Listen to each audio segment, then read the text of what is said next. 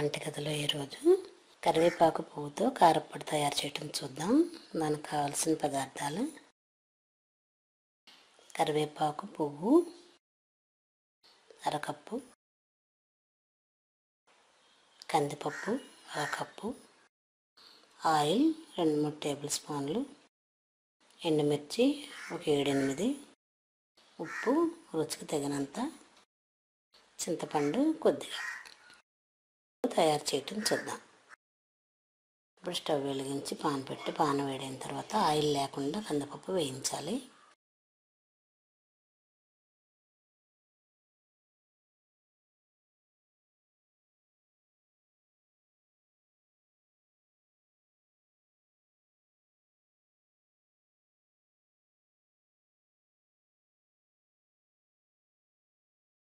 అలా వేయించిన కందిపప్పుని ఒక ప్లేట్లో తీసి పక్కన పెట్టుకుందాం.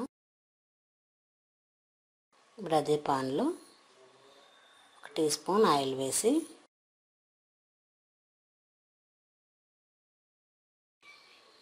ఎండుమిర్చి వేయిద్దాం.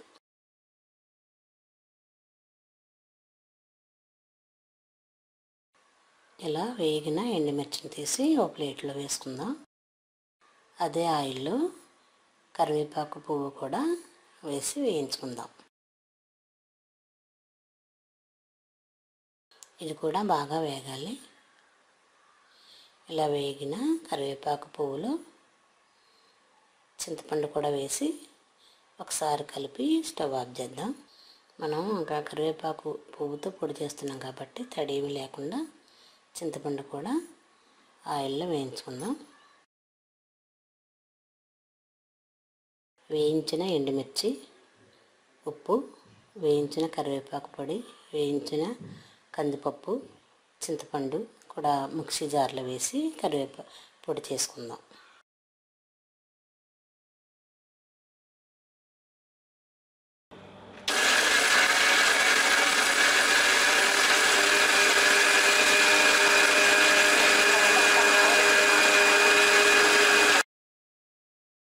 ఎండుమిర్చి, కందిపప్పు, కరివేపాకు పువ్వు, ఉప్పు, చింతపండు మిక్సీ జార్లో వేసి మూత పెట్టి ఇప్పుడు మిక్సీ చేద్దాం. ఇప్పుడు ఇలా మిక్సీ అయిన పొడిని ఒక ప్లేట్లో వేసుకుందాం. ఇలా కరివేపాకు పొడి రెడీ అయింది. దీన్ని ఒక సర్వింగ్ బౌల్లో తీసుకుందాం. ఎంతో రుచిగా ఉండే కరివేపాకుతోటే కాదు, కరివేపాకు పువ్వుతో కూడా కారపొడి చేసుకోవచ్చు. ఎంతో టేస్టీగా ఉంటుంది. ఇలా చేసిన కారపొడిని కరివేపాకుతో అలంకరించి సర్వ్ చేద్దాం.